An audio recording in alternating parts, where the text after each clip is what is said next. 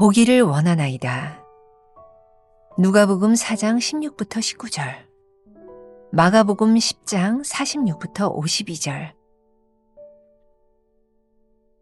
예수께서 그 자라나신 곳 나사렛에 이르사 안식일에 늘 하시던 대로 회당에 들어가사 성경을 읽으려고 서심해 선지자 이사야의 글을 들이거늘 책을 펴서 이렇게 기록된 데를 찾으시니 곧 주의 성령이 내게 임하셨으니 이는 가난한 자에게 복음을 전하게 하시려고 내게 기름을 부으시고 나를 보내사 포로된 자에게 자유를, 눈먼 자에게 다시 보게 함을 전파하며 눌린 자를 자유롭게 하고 주의 은혜의 해를 전파하게 하려 하심이라 하였더라.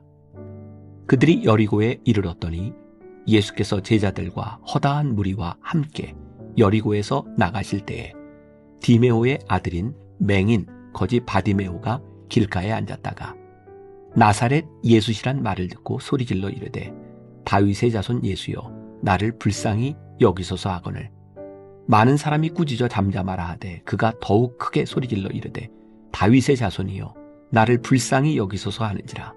예수께서 머물러 서서 그를 부르라 하시니 그들이 그 맹인을 부르며 이르되 안심하고 일어나라. 그가 너를 부르신 다음에 맹인이 겉옷을 내버리고 뛰어 일어나 예수께 나아오거늘 예수께서 말씀하여 이르시되 내게 무엇을 하여 주기를 원하느냐. 맹인이 이르되 선생님이여 보기를 원하나이다. 예수께서 이르시되 가라 내 믿음이 너를 구원하였느니라 하시니 그가 곧 보게 되어 예수를 길에서 따르니라. 네게 무엇을 하여 주기를 원하느냐? 예수님이 내게 물으신다면 대답할 준비가 되어 있습니까? 맹인이자 거지인 바디메오는 볼 수 있는 자, 제자라 불리는 자들을 부끄럽게 만듭니다. 그는 처음부터 예수님을 다윗의 자손, 왕으로 인정하며 나아오고 있습니다. 예수님이 부르신다는 말에 겉옷을 내버리며 나아갑니다. 거지인 바디메오에게 겉옷은 전부이며 생명 같은 물건입니다. 동시에 인생의 무게를 상징하는 물건이기도 합니다. 세상의 시선, 냉혹한 현실, 고독하고 추운 밤으로부터 자신을 가려주고 감싸주었던 겉옷은 바디메오의 눈물과 아픔이 담긴 물건입니다. 바디메오는 사람을 뚫고 예수님에게까지 나아갔습니다. 아무도 바디메오에게는 관심이 없습니다. 다들 자기 관심으로 주님을 바라볼 뿐이었습니다. 심지어 제자들조차 죽음과 부활을 말씀하시는 예수님께 영광의 자리를 요구했습니다. 예수님이 눈먼 자를 다시 보게 하러 왔다고 선포하셨음에도 사람들은 눈먼 바디메오가 죽게 나아가는 것을 막으려 했습니다. 그러나 바디메오는 돌아서지 않고 꿋꿋이 예수님께 나아갑니다. 선생님이여 보기를 원하나이다. 눈먼 바디메오에게 너무 당연한 청 같습니다. 그러나 눈먼 우리는 보는 것을 구하지 않습니다. 거지 바디메오도 구할 것이 많았습니다. 그럼에도 그 모든 필요와 결핍을 뒤로하고 보는 것을 먼저 구했습니다. 바디메오는 근본적인 문제를 이미 알고 있었던 것입니다. 예수님은 그의 요청대로 눈을 뜨게 하셨습니다. 바디메오는 눈을 떠 예수님을 보았고 자기 인생의 방향을 찾게 되었습니다. 그는 예수님이 가시는 길을 따라 나섰습니다. 나는 예수님의 질문에 무엇으로 답하고 있습니까? 나의 필요와 결핍들은 무엇입니까? 내가 예수님께 간청할 것은 무엇입니까?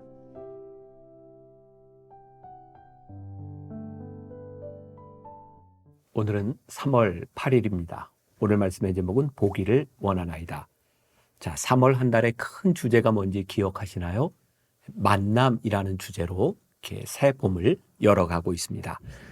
우리들이 예수님을 만난다고 하는 게 어떤 의미인지, 그래서 예수님은 어떤 분이신지 주 되심에 대하여 며칠 동안 나누어 보았습니다. 그리고 4일부터 오늘까지 우리는 계속해서 예수님의 사명선언문, 우리들에게 주로 메시아로 오신 예수님께서 무엇을 하시는지, 우리가 원하는 것은 무엇인지를 구체적으로 살펴보고 있습니다. 오늘은 예수님의 사명선언문에 근거해서 우리들이 주님께 구할 수 있는 것, 보기를 원하나이다, 이런 말씀을 함께 나누어 보려고 합니다. 오늘 말씀은 누가복음의 예수님의 사명선언문과 더불어서 마가복음 10장에 나와 있는 거지 맹인 바디메오를 고치신 이야기를 함께 생각해 보려고 합니다. 오늘 묵상글이 이렇게 시작합니다. 내게 무엇을 하여 주기를 원하느냐. 맹인이요 거지였던 바디메오가 예수님을 만났을 때 예수님께서 물으셨어요. 내가 너에게 무엇을 하여 주기를 원하느냐. 한번 이런 상상을 해보면 좋겠습니다. 예수님께서 오늘 우리들에게 다가오셔서 내게 원하는 것이 무엇이냐, 내가 내게 무엇을 해주랴 라고 물으신다면 우리는 어떤 대답을 할까요? 바디메오에게 대답은 명확한 것이었어요. 주님, 보기를 원합니다. 왜냐하면 그의 인생에 눈을 다시 떠서 보는 것, 그것이 가장 중요한 문제였기 때문이죠. 우리들의 인생에 찾아오셔서 예수님께서 물으실 때 우리는 과연 우리 인생의 가장 중요한 문제를 예수님께 말할 수 있는가?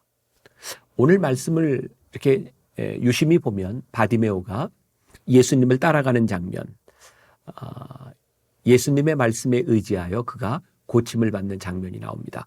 그런데 아주 흥미있는 구절이 있어요. 그가 겉옷을 내려두고 예수님을 따라갑니다. 물론 그 상황을 우리들이 다 알 수 없지만 그가 왜 겉옷을 놓고 갔을까? 이 겉옷이라고 하는 것은 당시 거지들에게, 당시 살고 있던 사람들에게 생명과도 같은 것인데, 일교차가 굉장히 심하기 때문에 낮에는 덥지만 밤에는 굉장히 추워서 겉옷이 없으면 얼어 죽을 수도 있는데, 아마 저는 그런 상상을 하게 됩니다. 바디메오에게 가장 중요한 것, 지금 예수님을 따라가고 다시 보기를 원하는 그 간절한 마음으로 인하여 그는 겉옷을 내어두고 예수님을 따라가지 않았을까? 어쩌면 우리들의 인생에도 가장 궁극적인 것을 붙잡기 위하여 궁극적이지 않은 좋은 것을 우리들이 놓아야 될 때도 있을 것 같아요. 오늘 우리들이 예수님을 따라 예수님을 주로 고백하며 살아가는 우리들에게 과연 놓아야 될 것은 무엇이고 우리들이 진정 원하는 것은 무엇인지를 생각해 본다면 좋지 않을까. 제가 오래전에 읽었던 책입니다. Wisdom 31이라고 하는 미국에 있는 건축 설교회사 팀 하스의 회장인 하영록 그분의 책인데, 그런 글이 나와요. 심장병으로 인해 이분이 생명의 갈림길에 서 있을 때 이분은 하나님을 깊이 체험하게 되죠. 이 하영록 장로님은 심장병동에서 이식을 기다리며 하나님께 그렇게 기도했대요. 내 심장을 고쳐주세요. 내 심장을 고쳐주세요. 그런데 어느 날 이분의 기도가 바뀌었다고 합니다. 하나님, 나를 고쳐주세요. 이게 무슨 의미일까요? 이전에는 세상으로 돌아가기 위해 심장을 고치는 게 필요했다면 하나님을 인격적으로 만난 이후에 이분의 삶에는 세상으로 돌아가는 것이 아니라 하나님께로 돌아가기 위하여 나를 고쳐주세요 라고 기도했다는 거예요. 이분의 삶의 정말 본질적인 문제, 내 심장이 고쳐지는 것이 아니라 내 고쳐진 심장을 가지고 세상으로 나아가는 것보다 더 중요한 것이 있는데, 하나님, 나를 고치셔서 하나님께로 돌아가게 해주세요.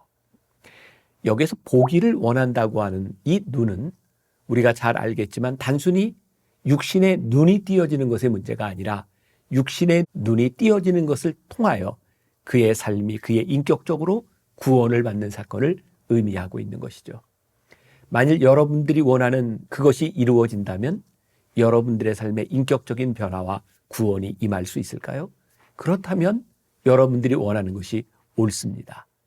그러나 내가 원하는 것, 그것을 얻었음에도 불구하고 우리들이 하나님께 올바로 돌아가지 못하고 예수님의 주 되심을 우리들이 인정하지 못하고 살아간다면 우리는 궁극적인 것을 얻은 것이 아니라 단지 우리가 원하는 것을 얻었다는 것, 그것을 의미하는 것이 아닐까요? 오늘 여러분들 묵상집 중간에 보면 바디메오는 사람을 뚫고 예수님에게까지 나아갔습니다 라고 되어 있어요. 바디메오는 앞이 안 보이는 사람이었어요. 아무도 바디메오를 도와주지 않았어요. 예수님의 제자들도 이 마가복음 10장 이 무렵에 예수님이 십자가를 지시고 하나님의 아들로서 우리를 구원하기 오셨는데 그들의 관심은 오직 영광을 차지하는 것이었어요. 그들은 예수님이 어떤 분이신지를 눈으로 보고 있었지만 제대로 알지 못하는 사람들이었어요. 예수님께서 눈먼 자를 보게 하신다고 하는 이 말씀은 단순히 육신의 눈만을 의미하는 것이 아니다라는 것을 제가 조금 전에도 이야기했죠. 바디메오는 그의 인생의 가장 중요한 보기를 원하는 그 마음, 그리고 주님을 향해 나아가는데 자신을 가로막고 있는 사람들을 다 물리치고 그 가운데로 나아갑니다. 전 종종 그런 생각을 합니다. 우리가 주님께 나아가는, 예수님을 주로 고백하는 삶에 우리 주변의 사람들이 다 우리를 돕는 것은 아니다. 어쩌면 우리들이 믿음의 삶을 살아가기 위하여 우리들의 헤쳐나가야 될 길이 훨씬 더 많을지도 모른다. 내가 보기를 원합니다. 선생님, 바디메오가 얘기했던 것처럼 주님, 우리의 영의 눈이 띄어져 주님을 보고 주님을 따라가기를 원합니다 라고 말할 때 우리들이 헤쳐나가야 되는 것은 무엇일까요? 오늘 말씀의 묵상은 우리들에게 그것이 뭐냐고 묻고 있는지도 모른다는 생각이 들어요. 예수님께서 바디메오에게 내게 무엇을 하여 주기를 원하느냐라고 말했을 때 바디메오는 명확하게 대답합니다. 선생님이여, 보기를 원하나이다. 그에게 가장 중요한 것을 예수님에게 말씀하고 있는 거죠. 가장 근본적인 것을 예수님께 말씀하고 있는 거죠. 오늘 여러분들의 인생에서 가장 중요한 것, 여러분들의 인생의 근본적인 문제는 무엇일까요? 굉장히 좋은 예화가 하나 있는데 이탈리아의 전래 동화라고 합니다. 동화를 제가 잠깐 읽어드릴게요. 농부의 딸 카테리나는 지혜롭기로 소문난 소녀였습니다. 소녀를 시험하여 본 왕은 지혜와 재치에 반하여 그녀를 왕비로 맞이합니다. 왕비는 나란 일에는 참견하지 않기로 약속을 하였고 왕의 사랑을 받습니다.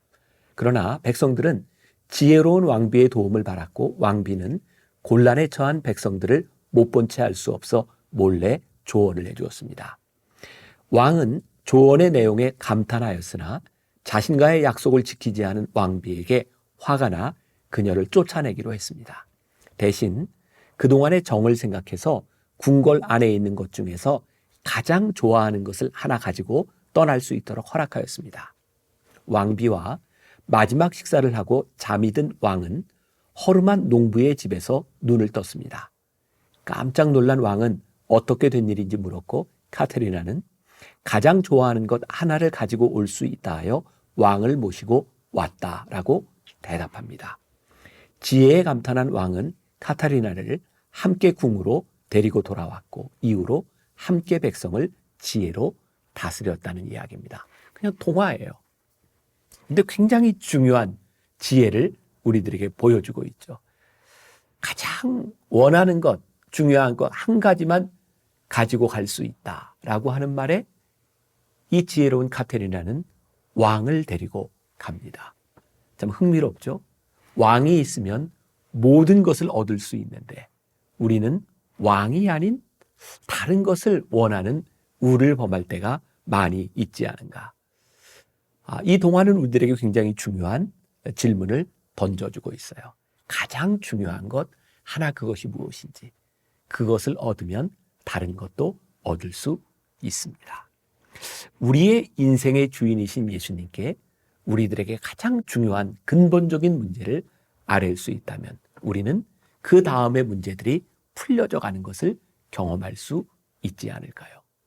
오늘 바디메오에게 찾아오셔서 내게 무엇을 하여 주기를 원하느냐 물으시는 그 물음이 우리를 향할 때 우리는 예수님을 향하여 뭐라 대답할 수 있을까요?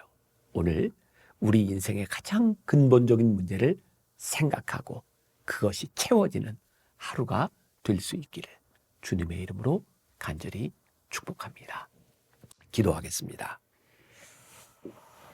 오늘 예수님을 만난 바디메오의 이야기를 우리들이 함께 나누어 보았습니다. 내가 내게 무엇을 하여 주기를 원하느냐? 오늘 주님께서 우리들에게 물으신다면 우리의 인생에 가장 중요한 것이 무엇인지 주님께 구할 수 있는 지혜로운 사람들이 되기를 간절히 원합니다.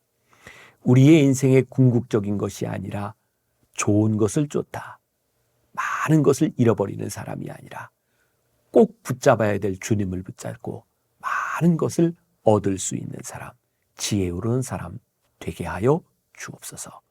예수님의 이름으로 기도했습니다. 아멘.